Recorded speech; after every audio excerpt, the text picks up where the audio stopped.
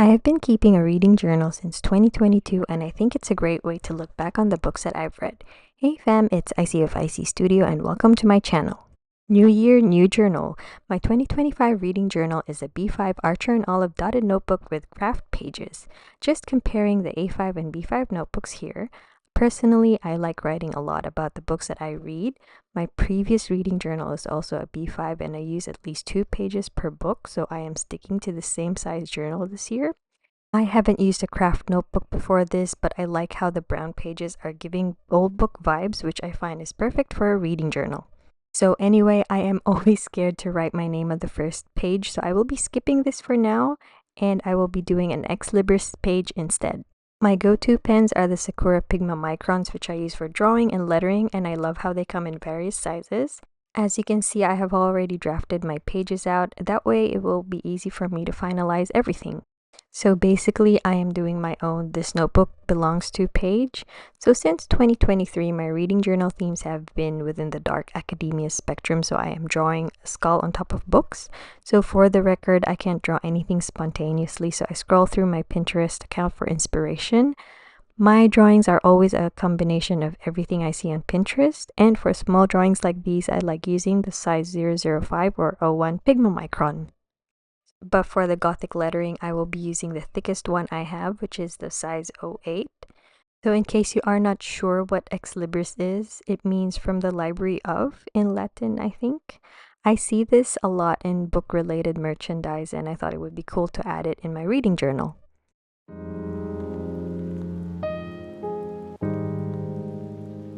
So for the Ex Libris to make sense, I will be writing my name in calligraphy underneath.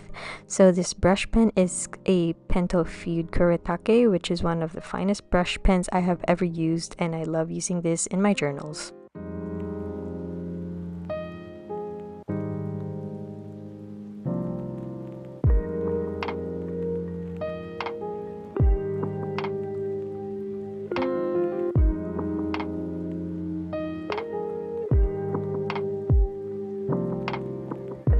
So that is my Ex Libris page, and the rest of my spreads will be in a Dutch door format. I have included doodles of Witchy academia shelves on the outer pages of the Dutch doors. So before I get into what a Dutch door layout is, I just want to say again that these illustrations are inspired by images of shelves I found on Pinterest. I am so fond of witchy elements like mushrooms and glass domes, dried herbs, potion bottles, candles, and a Ouija planchette, a pentagram, witch's hat, crystal ball, and celestial elements. I want my reading journal to have witchy academia vibes. Anyway, I love Dutch door layouts because I feel that they save time and energy in terms of decorating pages. So Dutch door layouts involve 2 outer pages with inner pages that are cut shorter vertically or horizontally or both, thus creating an illusion of little doors. I hope that explanation made sense, but if it didn't, I promise you will see what I mean as this video progresses. I like starting with the outer pages of the Dutch doors so I can see what the bigger picture looks like. And also, I promise that aside from these doodles, the reading journal spreads that I will be doing next are simple and easy to set up. I feel like my journals are also a creative outlet, which is why I like adding a lot of doodles and calligraphy and hand lettering. What about you? Do you like adding creative elements to your journal? But I have to admit, I get lazy at times, which is why Dutch door layouts are my favorite because I don't have to decorate every single page.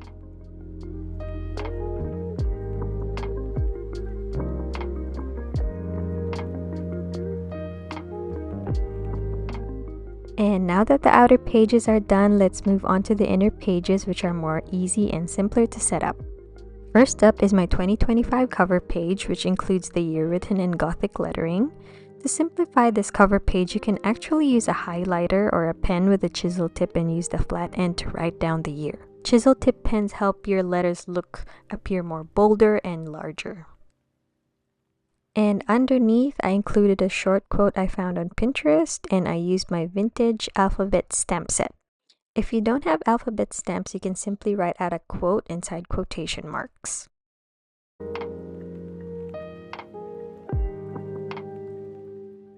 So that is my cover page. I was still unsure what to do with the next page, so I will come back to that and do my reading log first. So personally, I like writing headings in calligraphy or gothic lettering, but if you don't feel like using calligraphy or lettering, and to simplify things, you can just write the headings in a bigger font so that they stand out. And you can also use a specific color for the headings too.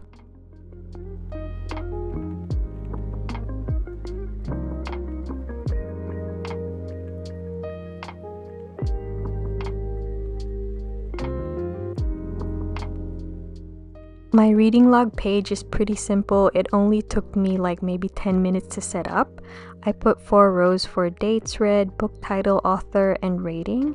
And this is where I will be logging all the books I will be reading in 2025. Up next is my reading tracker page. So back in 2023, I used frames for my reading log, and I still want to incorporate frames this year, but in a simpler style.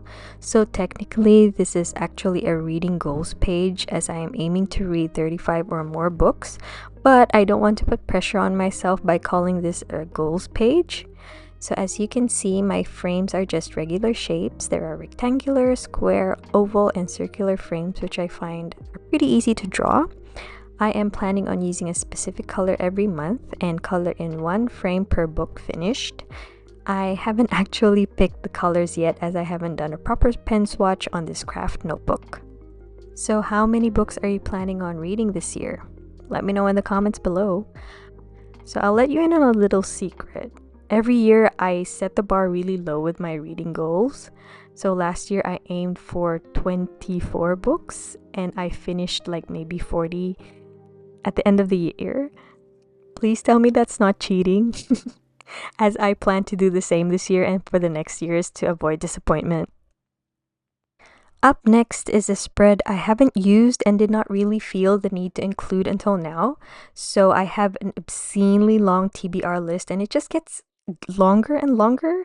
I don't think it'll ever end, but anyway, I want to keep a list of books from specific authors and series. So in this spread, I have included 3 tables. One is an author tracker, the second is a series tracker, and the last one is for books that I am dying to read.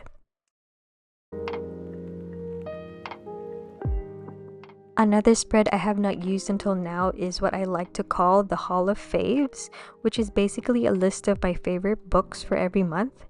So I have drawn 12 simple frames and labeled them for each month of the year. To be honest, I'm not really sure how to fill the frames up. I'm not sure if I should draw, write, or print the book covers. What do you think I should do?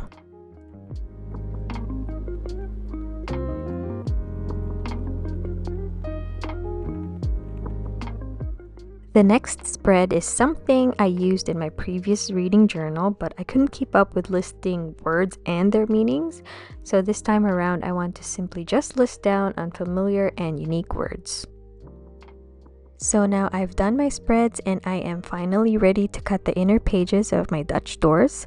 I want the pages to be slightly ripped but still straight, so I use a ruler as a guide for me to rip the pages. It was very easy to cut the pages vertically, but horizontally it was challenging because of the notebook stitching, so I was really careful not to damage it.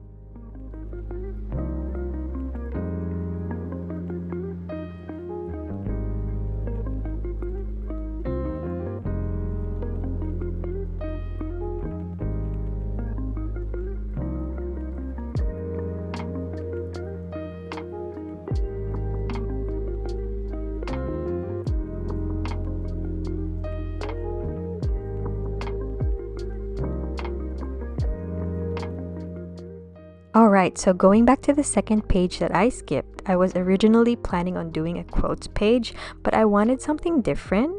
I ended up doing a year at a glance spread, which is basically a monthly statistics page. So for every month in table form, I want to track the number of books, average rating, my mood because I am a mood reader, and also whether I was in a slump or not because that happens a lot. Next, I have a genre tally page. So I included the genres of books that I usually read, but left some space at the bottom of the page for others that I might happen to read too. So basically, I will do a tally per genre. The tricky part for me though is that sometimes genres overlap. So how do you determine a book's genre if it is in a genre cusp?